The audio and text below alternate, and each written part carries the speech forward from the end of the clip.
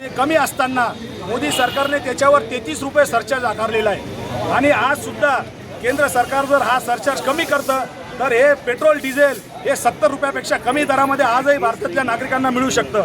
परंतु देशाचे पंतप्रधान स्वतःच सांगतात की माझ्या रक्तामध्ये व्यापार भरलेला आहे आणि मी एक व्यापारी माणूस आहे, त्याच्यामुळे पंतप्रधानांना प्रत्येक गोष्टीमध्ये व्यापार करण्याची ही इच्छा होत असते। ते व्यापार करून म्हणजे एक मन आहे की ज्या देशाचा राजा व्यापारी त्या देशाची प्रजा भिकारी अशी प्रचिती आता देशामध्ये सर्व नागरिकांना अनुभवायला मिळते आहे। या महाराष्ट्र राज्याचे असंवेदनशील मुख्यमंत्री देवेंद्र फडणवीस यांनी अतिशय चुकीचं वक्तव्य केलं आहे की शेतकरी डिझेलचा साठा करून काळा बाजार करत आहे। हे इतकं असंवेदनशील वक्तव्य आहे। ज्यांनी कधी शेती केलेली नाही आहे, जे कधी बांधावर गेलेले नाही आहे, ज्यांनी कधी शेतीची मशागत केलेली नाही आहे, त्यांना शेतकऱ्यांच्या अडचणी समजणार काय?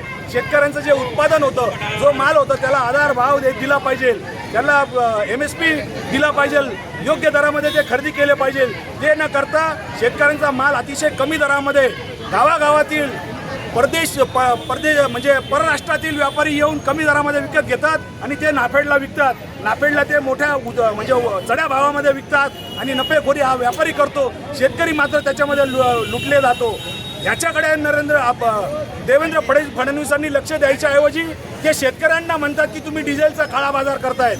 हे नरेंद्र मोदी आणि महाराष्ट्र सरकार किती संवेदनशील आहे याच्यातून हे स्पष्ट होतं। आम्ही आज काँग्रेस पक्षाच्या माध्यमातून देवेंद्र फडणवीस यांनी त्वरित राजीनामा द्यावा ही मागणी करत आहे।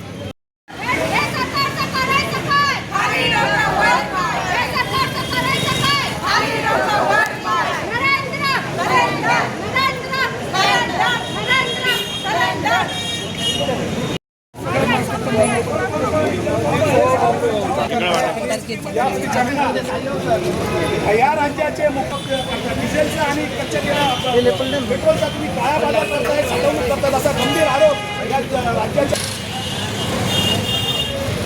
साहेब या तुम्ही तिकडनं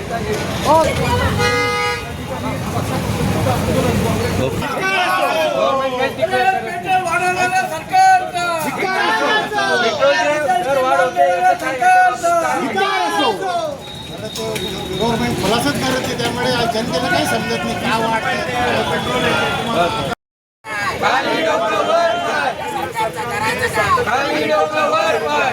मोदी सरकार